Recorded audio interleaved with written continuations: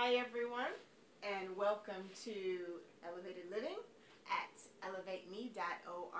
This is your daily lift, and we are covering strategic planning. And basically, this is a 30-day cycle to get you on your life planning and your strategic planning. Okay, you should have some tools in your toolbox by now. We already covered doing our needs assessment, which is our / self-inventory. And yesterday we covered doing our bucket list. Now, you were supposed to have done your bucket list last night. I certainly hope that you have, because you know tomorrow is not promised to any of us. So make sure you get that out, because it's going to tell you a lot about your purpose and what is passionate in you. So today we're going to cover our SWOT, and that's SWOT. For those of you who are in business or have studied business planning, you know that a SWOT analysis is extremely important for getting out your mission, your vision, your purpose, and doing your strategic plan for the long term. And so the SWOT is strengths, weaknesses, opportunities, and threats. And so we're going to take that needs assessment and that self-inventory and turn it into our strengths list today. We're going to talk about strengths. And the great thing about focusing on strengths today is that it's a positive thing. You get to feel good and feel confident about yourself and say, yes, these are my strengths, and I'm going to use them to my advantage to plan for my life, my business, and my professional growth.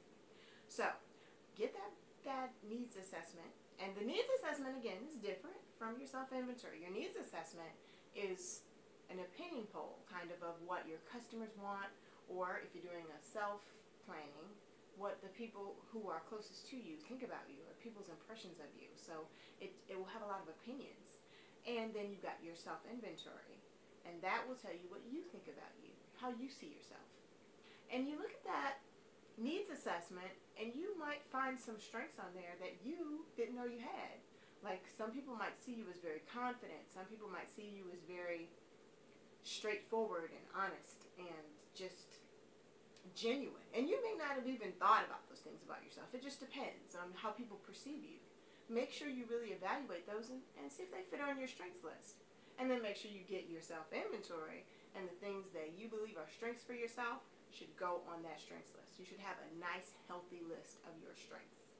Be careful about strengths, because I know when I did mine, one of my strengths that I was so proud of was the fact that I was independent.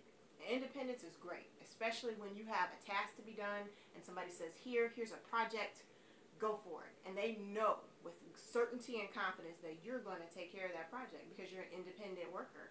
You don't need anybody standing over you, telling you what to do, directing your every move. You're independent, it's going to get done.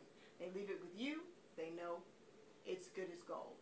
And then there's the independence that allows you to blaze your own trails, be your own boss, be a leader. You don't have to follow the latest trend or what everybody's doing. You're not a lemming, no sir.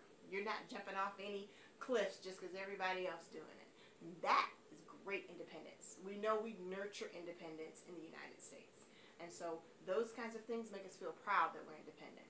But be careful with independence and some other strengths like it, because independence cannot help us when we're talking about being a team player, or sometimes even in our interpersonal relationships. It's not good to not be able to ask for help.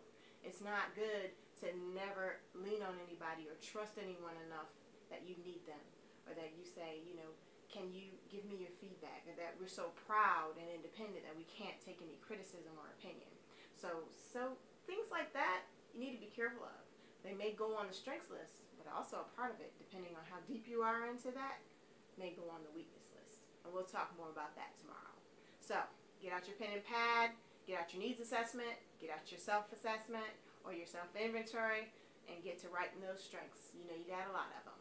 And this has been Elevated Living, the Daily Lift, and I am JL. And as always, I am wishing you the very best of life. See you tomorrow.